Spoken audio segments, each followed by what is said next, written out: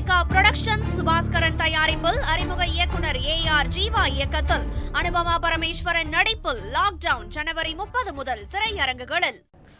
பன்னீர்செல்வத்தை அதிமுகவில் சேர்க்க முடியாது என அதிமுக பொதுச் செயலாளர் எடப்பாடி பழனிசாமி திட்டவட்டமாக தெரிவித்துள்ளார். சேலம் மாவட்டம் ஓமலூரில் செய்தியாளர்களை சந்தித்த அவர்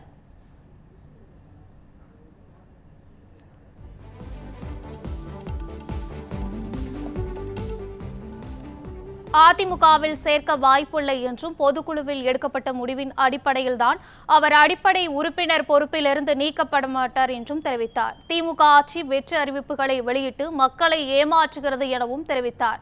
கரூர் பிரச்சாரத்திற்கு விஜய் தாமதமாக சென்றதால் தான் 41 பேர் உயிரிழந்தனர் என்று தெரிவித்த EPS, விஜய் 41 குடும்பங்களை அனாதையாக்கிவிட்டார் என்று குற்றம் சாட்டியுள்ளார்.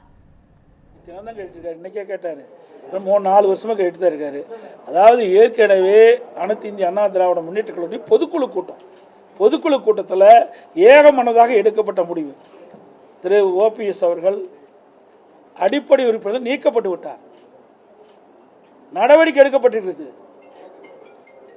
அதனால் அந்த கட்சியில் சேர்த்துவதற்கு எந்தவித வாய்ப்பும் இல்லை.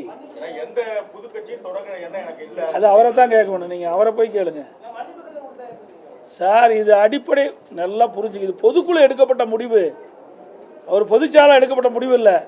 2500க்கும் மேற்பட்ட பொதுக்குழு உறுப்பினர்கள் ஒன்றாக கூடி சென்னையிலே அவர்கள் இந்த இயக்கத்திற்கு துரோகம் இழைத்த காரணத்தினால் அந்த சென்னையில் கூட்டப்பட்ட அந்த பொதுக்குழுவில் எடுக்கப்பட்ட நடவடிக்கை என்னன்னு சொல்லுங்க பார்க்கலாம். என்ன சொல்லல, கூட்டம் ரசிகர் கூட்டம் வரத்தான் செய்யும். ஒரு அது நிறைய அவர் சிறந்த நடிகர், அதில் எந்த மாற்று கருத்தும் கிடையாது. ஆனால் சிறந்த அரசியல்வாதி நாங்கள் தான். மக்களுக்கு சேவை செய்தோன்னா நாங்கள் தான் இது வரைக்கும் மக்களுக்கு குரல் கொடுத்துட்டு இருக்கிறோம். இந்த ஆட்சி எழுத்து கூட பேச முடியல. அது வரைக்கும் திரைப்படத்தில் நடிச்சுட்டு தான் இருந்தார். இப்போ தான் வெளியில் வந்திருக்கிறாரு. நான் இந்த பொதுநாளைக்கு 1974 வந்தேன். 51 ஆண்டு காலம் ஆகிப்போச்சு. 51 ஆண்டு காலம் மக்களுடைய பிரச்சனையை நாங்கள் அணுவு நிதியாக தெரிஞ்சிருக்கிறோம். இன்றைக்கு 41 உயிர்கள் இழந்து விட்டோம். என்ன நடந்திருக்க வேணும்? யாருக்காக உயிரிழந்தார்கள்? அவரை காணதா, அவருடைய கூட்டத்தை, அவருடைய பேச்சை கேட்பதற்காக வந்த கூட்டம். என்ன பண்ணியிருக்கணும்?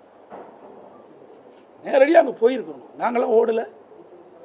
நாங்கள் எந்த கட்சி அந்த கட்சின்னு பார்க்கல. விலைமதிக்க முடியாத உயிர்கள் 41 போயிட்டுது. பாவம், பரிதாபம். இந்த குடும்பம் எந்த நிலையில் இருக்கும்? அவர்களுக்கு எங்களால் முடிந்த ஆறுதல் சொல்லலாம். அந்த ஆறுதல் கூட உங்களால் சொல்ல முடியலையே. அப்புறம் கட்சி நடத்தி என்ன செய்ய போறீங்க?